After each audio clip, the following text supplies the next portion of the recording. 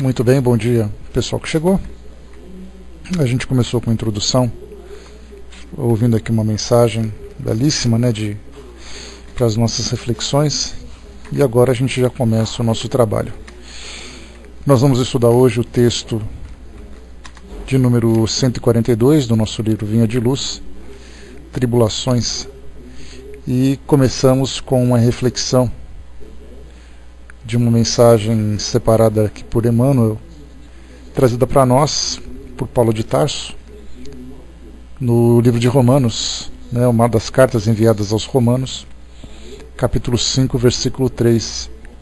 E quando se fala dessas cartas de Paulo enviadas a essas comunidades espalhadas por aquela região, tanto do Oriente Médio, como também já aqui no Ocidente, ele encaminhava então essas comunicações aos cristãos para poder fazer com que os laços baseados nos novos ensinamentos cristãos que ele difundiu com tanta propriedade e com tanto esforço, que esses laços se estreitassem, passando as orientações a esses grupos que tinham contato com essa mensagem inicial, mas ainda assim sofriam não só das perseguições, mas até mesmo das desilusões, porque a gente lembra que daqueles que estiveram próximos de Jesus na sua época e podiam ouvir diretamente dele as mensagens e acompanhar os seus exemplos, se encontravam muito mais fortalecidos, até porque qualquer dúvida que eles tinham, eles se aproximavam e faziam as suas perguntas, expunham as suas dificuldades, e aí, então recebiam diretamente as orientações para poder superar aquela situação. E de lá para cá, desses grupos que não tiveram contato, que vieram depois, até mesmo nós, que apesar desses séculos todos que se passaram, nós ainda continuamos na mesma situação, de acreditarmos, de nós trabalharmos, nos esforçarmos, mas sem termos o contato direto.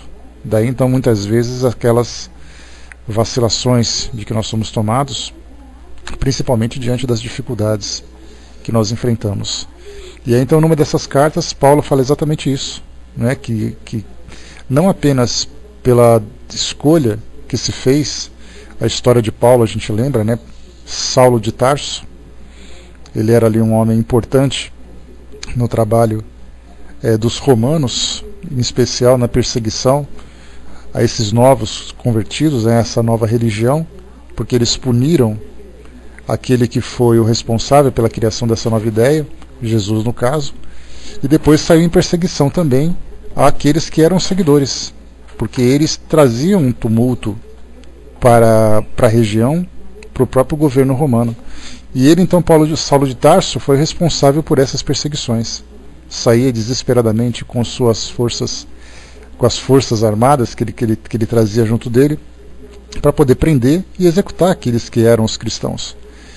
E chegando em Damasco, numa dessas cidades, ali na região do Oriente Médio, na Síria, ele então encontrou-se às portas daquela cidade e teve ali uma visão, que a gente bem conhece. E aí, então tivemos a aparição de Jesus numa visão que ele teve, e perguntando por que ele o perseguia, que motivo ele tinha para essa perseguição. E muito mais do que os relatos que a Bíblia traz para nós, falando sobre essa simples conversão, como se simplesmente ele visse, e a partir daquele momento ele decidisse essa transformação. E ele ficou durante 3 dias ali cego, até que a sua visão voltou, e quando ele voltou, ele se viu ali convertido.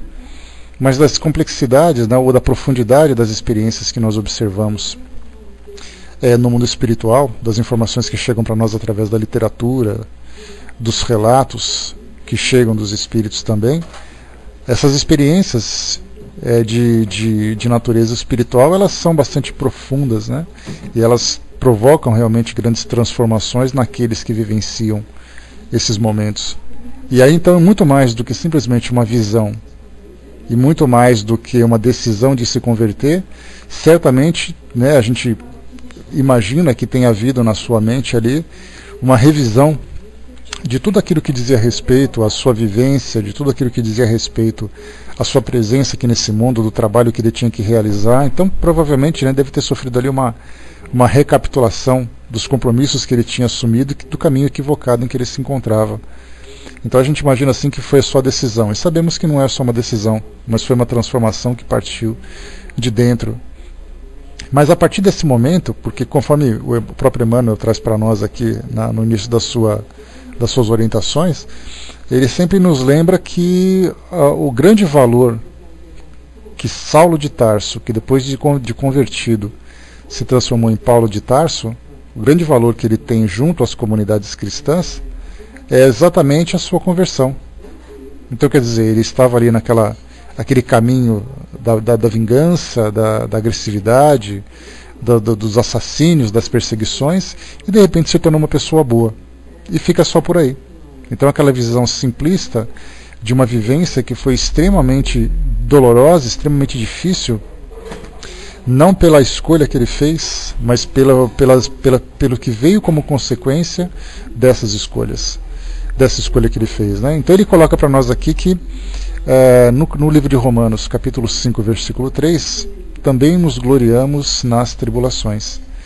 Ou seja, esse crescimento espiritual que ele teve, que ele acabou experimentando, vai mais do que simplesmente a escolha. Ele não se tornou um privilegiado por se decidir ser um seguidor, mas a grande parte das suas conquistas vieram exatamente pela superação de todas as experiências que ele vivenciou, em termos de ser também um perseguido. Se ora ele foi perseguidor, ele se tornou agora um perseguido, da violência que ele sofreu, violência moral, violência de acusação, de ter que romper o contato com sua família porque ele não podia se expor, em virtude dele ter se tornado praticamente um líder daquela comunidade que até então ele era o perseguidor.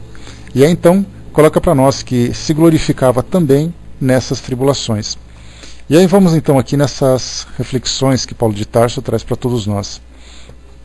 Ele diz o seguinte: comentando Paulo de Tarso os favores recebidos do plano superior, com muita propriedade não se esquecia de acrescentar o seu júbilo nas tribulações.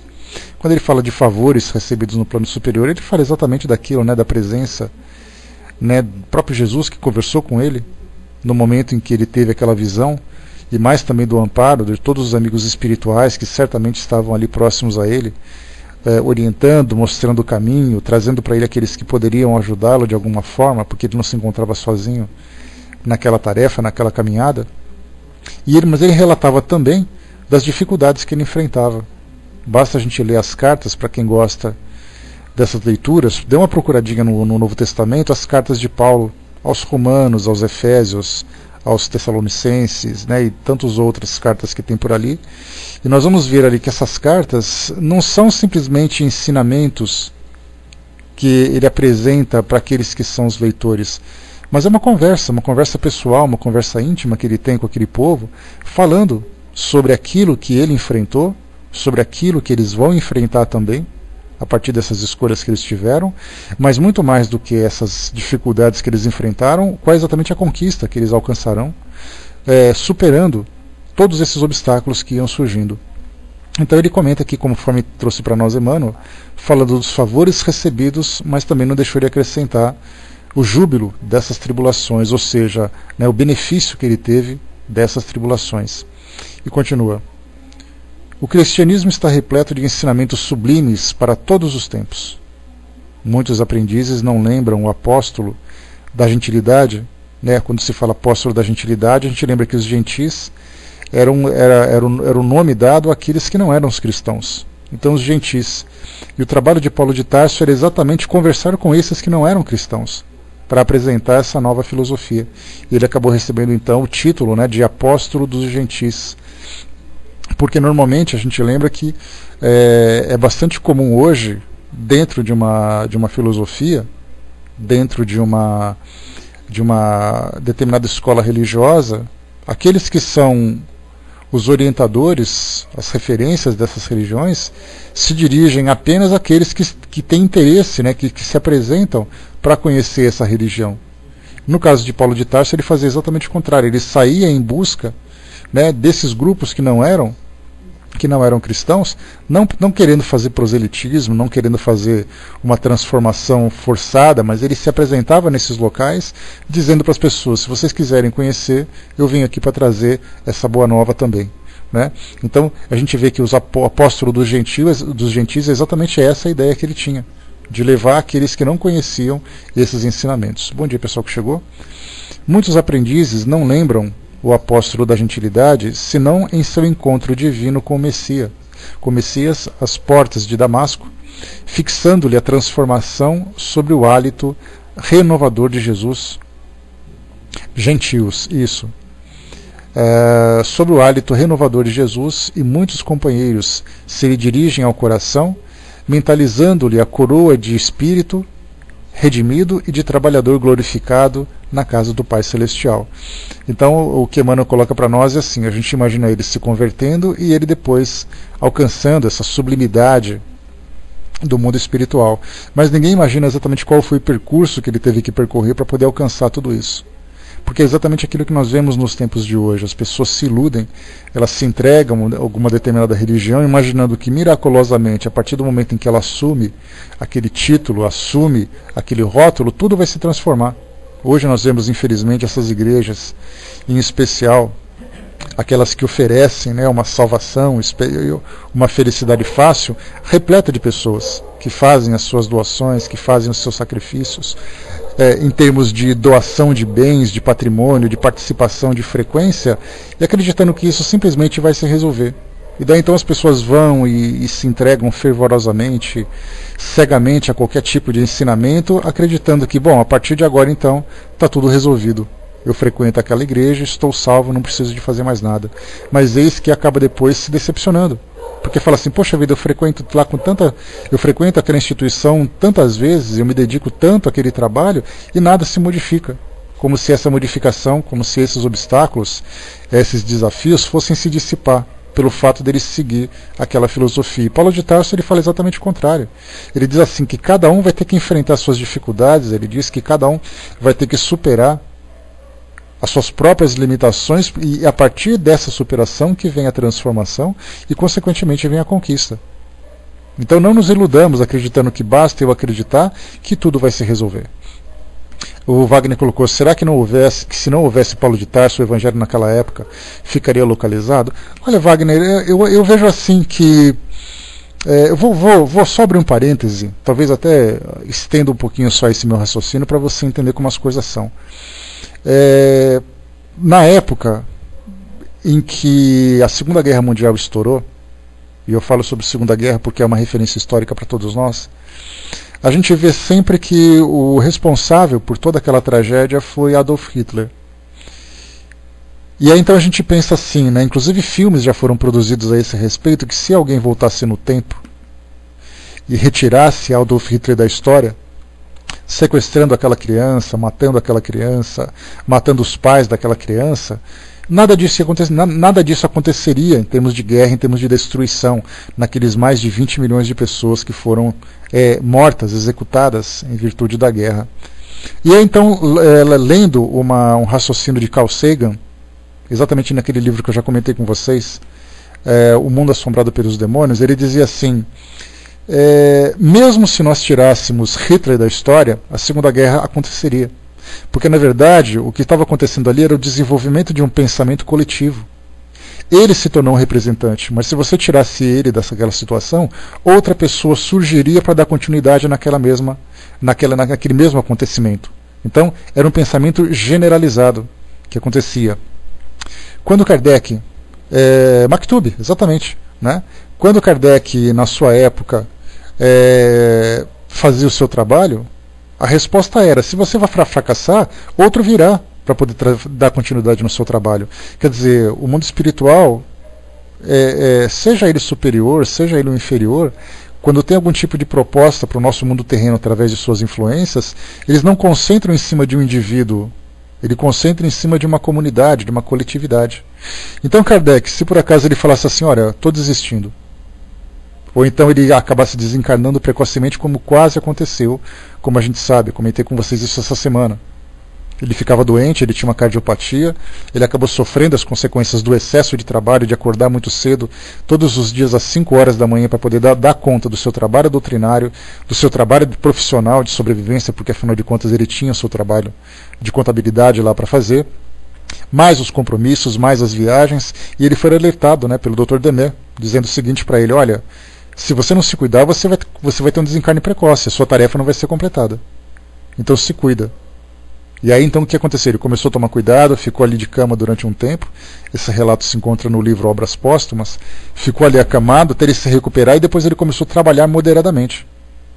E o Dr. Demer, que era aquele amigo pessoal dele, o médico, veio conversar com ele depois em espírito, já desencarnado, avisando para ele que ele corria esse risco.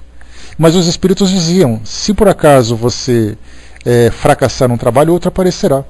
Com o Chico Xavier foi a mesma coisa. A gente sempre lembra aquela passagem: quando o capim morre, nasce outro. E ele se colocava, né, nessa referência mais baixa, menor que poderia ser, de maior humildade, para dizer exatamente que o trabalho que ele realizou era um trabalho que outras pessoas poderiam fazer, e talvez melhor do que ele. E ele dizia: se você arrancar um capim, outro nasce no lugar. Se você não fizer o trabalho que tem que fazer, um trabalho dessa dimensão, de divulgação do mundo espiritual, outro apareceria.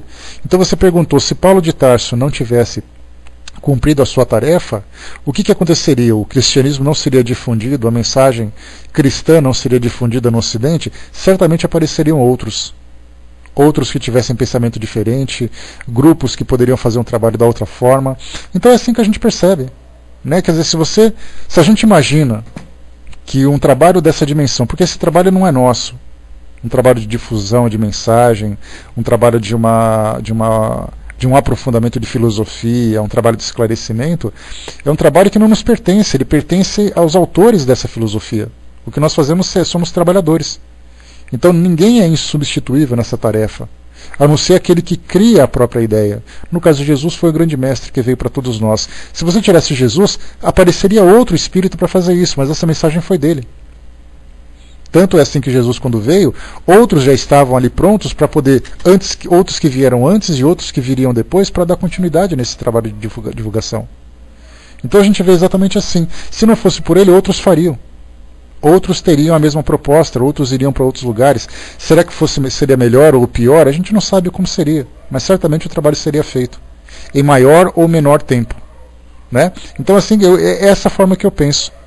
Um trabalho dessa dimensão, eles não têm essa preocupação de concentrar numa pessoa só. Até porque também a gente sabe que o mundo ele traz muitas dificuldades, muitos obstáculos.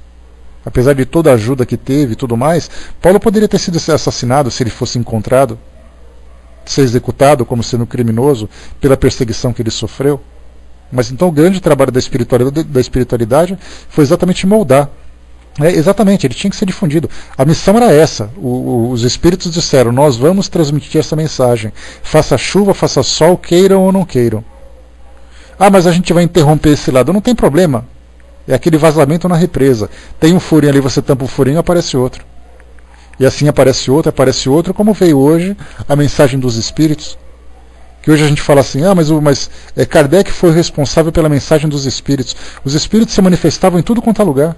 Depois que ele estabeleceu um centro de referência, que era a sociedade, para entrar em contato com todos os centros espíritas do mundo, a gente viu a quantidade de espíritos que estavam se manifestando e a quantidade de núcleos que já existiam. Mas aí então a França fracassou naquela proposta de estabelecer a doutrina, porque ela foi lá que surgiu e lá que deveria ter sido difundido. A França fracassou, até porque por causa da guerra, por causa da mudança de pensamento filosófico e tudo mais. Veio para o Brasil e começou a dar frutos aqui. E se no Brasil fracassasse, ia para outro lugar. Não é o homem não tem condições, capacidade de interromper aquilo que o mundo espiritual superior deseja. Não tem como impedir. A força desse mundo, a capacidade que eles têm é muito maior do que a nossa. Então é dessa forma que a gente vê. A coisa tinha que acontecer de um jeito ou de outro. Apesar das nossas dificuldades, das nossas resistências, a coisa ia acontecer. Vamos lá então. A palavra do grande operário do Cristo, entretanto, não deixa margem a qualquer dúvida quanto ao preço que lhe custou a redenção. Essa redenção a gente lembra, é exatamente ali o espírito se elevar, Bom dia, pessoal que chegou. é o espírito se elevar daquela sua condição de falha, daquela sua condição de imperfeição. Então, para você se redimir de uma situação, de uma experiência ou de uma condição de inferioridade em que você se encontra, existe um trabalho, existe um preço a se pagar para poder alcançar essa elevação. E nesse caso, quando se fala de redenção espiritual, nós falamos exatamente de sacrifícios morais, sacrifícios de interesses, sacrifícios de pensamentos. E aí então, junta-se também, principalmente naquela época, onde a gente lembra que as perseguições eram extremamente agressivas, ali você sacrificava inclusive a própria vida. Como foi o caso não apenas de Jesus, que teve ali o sacrifício pessoal, veio aqui como um espírito de alta envergadura para trazer para nós aqui as orientações, sabia que ia vivenciar aquela perseguição e aquela execução, como outros cristãos também estiveram. Joana de Ângeles, na sua biografia espiritual, a gente lembra, ela foi Joana de Cusa, que foi um espírito também que viveu como no cristianismo primitivo daquela época e foi executado numa arena, devorada por leões junto com outros espíritos. Emmanuel conta na sua história, a história da sua esposa na época, que também foi executada. Então vários outros espíritos sacrificavam não apenas a vontade de fazer alguma coisa, sacrificaram a própria vida para alcançar essa redenção. Hoje certamente a gente não tem aquela força toda que eles tinham. Afinal de contas, eles viveram praticamente com o próprio Mestre. Daí então a intensidade da fé, a intensidade da crença, de você presenciar alguma coisa. Hoje nós acreditamos muito mais por crença do que por certeza, por convicção. Então você chega hoje e pergunta para uma pessoa, você é capaz de sacrificar a própria vida, sacrificar a vida da sua família em nome da sua religião? As pessoas falam, olha, não dá. Valeu, é muito legal, muito interessante, mas não é bem assim, eu não sou capaz de fazer isso. Porque o nosso instinto de sobrevivência fala muito mais forte. E a nossa fé, ela tem um certo limite. Não questiono aquele que tem a fé fervorosa. Aliás, admiro muito aqueles que alcançam a fé nessa intensidade a ponto de fazer sacrifícios pessoais, sacrifícios da própria vida, para viver em função da sua fé. Mas a grande maioria da população mundial hoje que tem a sua religião, às vezes não é capaz de fazer. Porque percebe o quê? Que o sacrifício que está sendo cobrado em nome dessa redenção, que nós não temos certeza se virá, que nós temos assim uma visão muito subjetiva, ou às vezes até uma ilusão que se cria em torno disso, pelo sim, pelo não, eu garanto aquilo que eu conheço, eu garanto aquilo que eu sei. Mas aquilo que traz para nós aqui os exemplos, e hoje é uma preocupação que os espíritos têm, de trazer aqui os seus relatos, os seus depoimentos, através dos tantos e tantos livros e tantos depoimentos que chegam para nós, para falar exatamente sobre isso. Olha, nós vivemos isso, a minha vida foi assim. Por isso que hoje eles vêm contar a sua própria história. Não adianta simplesmente você dizer para alguém, olha, acredita que você vai vivenciar. É muito fácil, né? Porque a gente vai falar assim, é muito fácil você falar isso porque você não vive onde eu estou. Você não faz o que eu faço, você não sofre o que eu sofro. O que os espíritos começaram a fazer? Vieram trazer as próprias histórias. Para você não dizer que você está num lugar que ninguém esteve, olha a minha história. Eles começam a contar exatamente as passagens que eles tiveram, que são passagens extremamente problemáticas, extremamente difíceis, sacrificantes, perturbadoras dentro da nossa visão, mas eles conseguiram superar tudo isso para poder crescer. Então, na verdade, Paulo de Tarso, quando ele fala isso também nos seus textos, nas suas orientações, ele não traz enigmas para nós. Ele não diz para você assim, acredite que tudo vai dar certo. Ele fala, olha, acredite, mas se preparem para enfrentar isso, para você receber essa transformação e você alcançar o objetivo, essa é a proposta. Aqui Emmanuel traz para nós um esclarecimento, ele diz assim, muita vez reporta-se as dilacerações do caminho, salientando as estações educativas e restauradoras entre o primeiro clarão da fé e o supremo testemunho.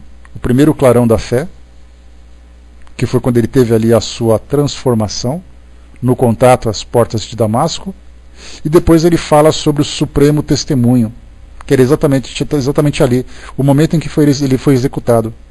A gente lembra, através da história, que ele foi decapitado, né, por Nero, o imperador, aquele que pôs fogo em Roma, que queria perseguir os cristãos e o pegou como exemplo.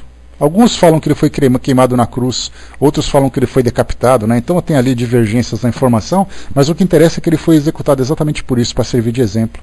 Ele foi preso, foi levado então para a execução pública, para mostrarem para ele, né? Bom dia, magia, bom dia, pessoal. Para mostrarem para todos os cristãos, olha o que nós estamos fazendo com aqueles que vocês consideram líder. E aí então, esse é o testemunho supremo, o testemunho da fé. De dizer assim, já que você acredita, você vai morrer em nome da sua fé. E aí então foi o que aconteceu. Depois da bênção consoladora que lhe reforma a vida, eiro entre os açoites, desesperanças e pedradas, entre a graça de Jesus que lhe fora ao encontro e o esforço que lhe competia efetuar por reencontrá-lo, são indispensáveis anos pesados de serviço áspero e contínua renunciação. Reparemos em nós mesmos à frente da luz evangélica.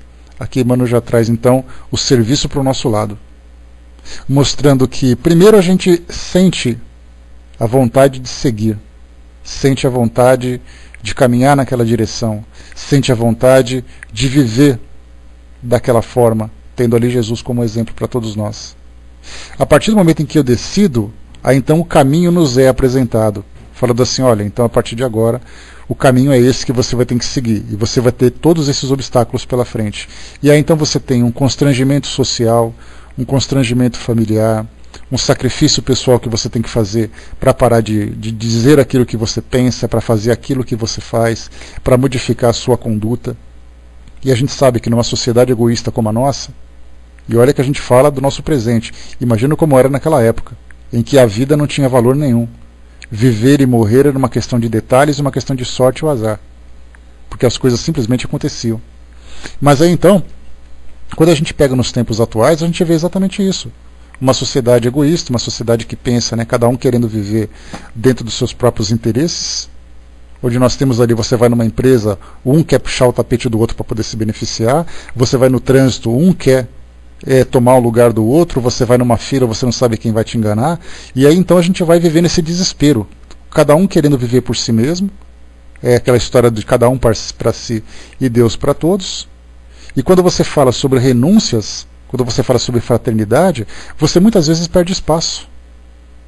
Muitas vezes você deixa de conquistar aquilo que para você é interessante para se colocar numa conduta pacífica. Porque já que as pessoas hoje conquistam pela violência verbal, pela violência de atitude, pela violência física, a gente se coloca numa conduta pacífica, você acaba perdendo muito espaço. E a pergunta é, você está disposto a pagar esse preço?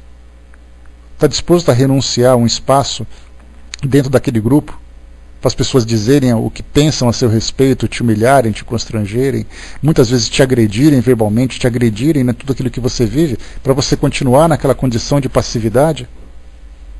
Basta a gente ver, eu pego muito exemplo, eu pessoalmente pego como referência, é Chico Xavier.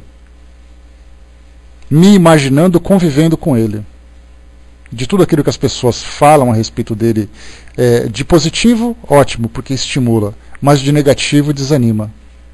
Então ele sofria agressões verbais, de certa forma agressões físicas, calúnias, difamações, mentiras que diziam a seu respeito, ofensas que ele recebia o tempo todo, e a sua conduta era exatamente essa, ele fechava os olhos, pensava ali no mundo espiritual buscando esse amparo, algumas vezes chorava por achar que não suportaria aquele peso, e tudo isso em nome do quê? Do sacrifício da opção que ele fez, da contínua renunciação, como Paulo de Tarso fez na sua época. E aí então até que ponto nós temos forças, não é nenhuma questão de vontade a gente tem. Afinal de contas, nós fizemos essa escolha. A pergunta é, será que a gente tem força suficiente para poder renunciar dessa forma? Para poder abrir mão daquilo que a sociedade pode nos oferecer, pelo preço, muitas vezes, da nossa própria alma? Você tem que vender a alma para poder ganhar alguma coisa. Tem que se vender, aquela história de cada um tem o seu preço. Muitas vezes a gente vende a nossa tranquilidade, vende o nosso caráter, vende ali os nossos sonhos, os nossos desejos em busca de uma conquista pequena. Então, essa renunciação nos tempos atuais nos coloca nessa condição, onde todo mundo quer se beneficiar, mas muito poucos querem renunciar. O soldado colocou, né, acha que qualquer preço pela alma é barato, né? Pois é, e pior que a gente vende barato, viu, soldado? Pior que a gente se vende com muita facilidade. Essa venda, para a gente poder ter uma ideia, é assim, olha, se você quiser aquilo, eu te peço aquele outro. Só que a gente sabe que isso é feito atrás das cortinas, para que ninguém fique sabendo, ou seja, a gente vende o nosso valor, a gente vende a nossa moral, a nossa consciência. Porque depois fica assim, poxa, eu estou arrependido de ter feito aquilo. Tá certo, você se arrependeu, mas fazer o quê? É assim que a coisa funciona. E é exatamente isso que a gente coloca quando se pega essa figura, essa imagem figurada, quando se fala das pessoas venderem a alma ao diabo. O que significa isso? Esse diabo, que é essa representação do mal, significa para nós exatamente isso, tudo aquilo que te faz vivenciar aquele inferno íntimo, do peso na consciência, do medo, do arrependimento, da culpa.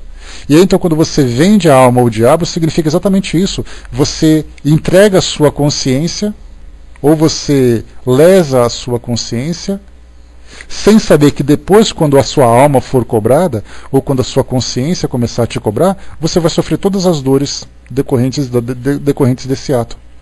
Isso porque nós não temos ainda força para essa renúncia. Né? Para que vender a alma se a pessoa pode, por meio de esforço pessoal, conseguir as coisas? Essa é a proposta, essa é a filosofia. Mas esse esforço pessoal é exatamente isso. Ele exige de você pesados esforços e contínua renunciação. E é aí que a coisa complica. Reparemos em nós mesmos à frente da luz evangélica.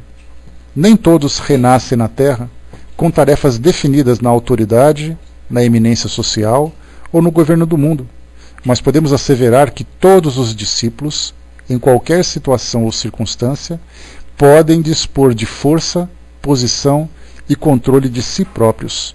A gente imagina que todo mundo vem para cá com uma posição importante para poder ali exercer poder. E na verdade não. Eu não preciso estar numa posição de poder para fazer renúncia ou para fazer um trabalho de transformação. Eu, comigo mesmo, já posso começar a fazer isso. Recordemos que a tribulação produz fortaleza e paciência. Olha só de novo, a tribulação, ou seja, as situações difíceis, quando são superadas, produzem a fortaleza pessoal e a paciência. E, em verdade, ninguém encontra o tesouro da experiência no pântano da ociosidade. É necessário acordar com o dia, seguindo-lhe o curso brilhante de serviço nas oportunidades de trabalho que ele nos descortina. Então, usando o dia como sendo para nós uma referência, mostra que ele começa iluminando e passa toda a sua trajetória oferecendo oportunidades de serviço. E nós estamos aqui para isso também, para aproveitar essa mesma oportunidade. Não importa se há o desânimo, não importa se há lágrimas, não importa se há sofrimento, o importante é que a gente nunca deixe de produzir. Porque dá a impressão de que você ser um espírito elevado significa que são só sorrisos, só alegrias, só tranquilidade. Algumas vezes a gente faz trabalho com calos nas mãos, com as mãos sangrando e com os olhos chorando, com os olhos ali derramando lágrimas. Mas o importante é que o trabalho não pare, porque é esse trabalho, é esse esforço que vai fazer com que a gente supere esses momentos difíceis que tem ali o seu tempo de validade. O problema é que muitas vezes a gente não consegue alcançar, vislumbrar o seu fim, daí então que a gente desanima. Para muitas pessoas que caminham no deserto, como a gente vê nos filmes, nos documentários, ele anda indefinidamente numa direção e vai seguindo, sobe duna de areia, sobe outra duna de areia e não vê um final. Aí então chega uma hora que ele cai de joelhos e se entrega. Agora, se por acaso ele estivesse andando lá no meio do deserto, mas lá longe ele tivesse visto um oásis, ele faria de tudo para poder alcançar. Ele sairia andando, ele sairia de joelhos, ele sairia se arrastando até chegar naquele local, porque ele vê o objetivo do seu esforço. Agora, quando você caminha e você simplesmente não vê onde isso vai acabar, a gente começa então a se desanimar. Mas então os espíritos vêm sempre dizendo para nós, olha, continuem. E esse estímulo que eles procuram dar para todos nós é fundamental. Continuem, se esforcem, não desistem, que tudo vai dar certo. E aí então já entra a nossa questão de fé. Já não é mais um apelo à nossa razão, é um apelo à nossa fé. Que tudo vai dar certo num determinado momento, na forma que tiver que dar, depois que o aprendizado tiver sido devidamente absorvido. Agora, infelizmente, a gente tem grande dificuldade para poder alcançar tudo isso ainda, com a nossa razão tão limitada. Dá então uma passagem que perguntaram para Chico Xavier sobre o sofrimento, a caridade. Ele dizia, o espírita chora escondido. Depois ele enxuga o rosto e volta a trabalhar. Para mostrar exatamente isso. O sofrimento faz parte dessa trajetória. mas o esforço deve ser contínuo. Eu posso chorar, posso acordar mal-humorado, posso dormir cheio de dores e tudo, mas o importante é não parar, é não desistir. Isso aqui é fundamental. E continua para nós aqui, para a gente finalizar agora. É necessário acordar com o dia, seguindo-lhe o curso brilhante de serviço nas oportunidades de trabalho que ele nos descortina. A existência terrestre é passagem para a luz eterna. E prosseguir com Cristo é acompanhar-lhe as pegadas, evitando o desvio insidioso.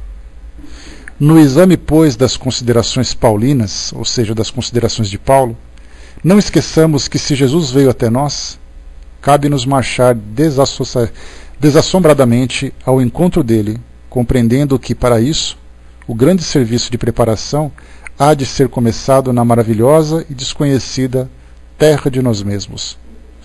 Essa é a mensagem que ele traz para nós, falando que tudo começa dentro de nós. Depois ele vai se transformando à nossa volta.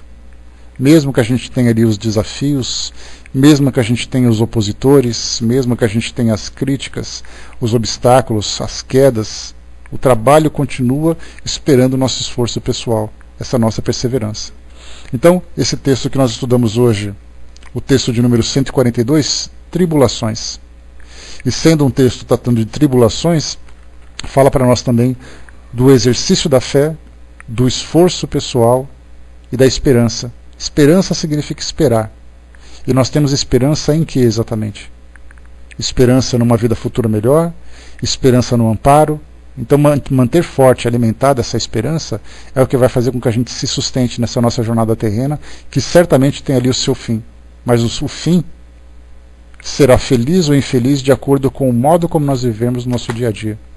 É as opções que a gente faz agora que vai determinar o modo como nós vamos viver no futuro também.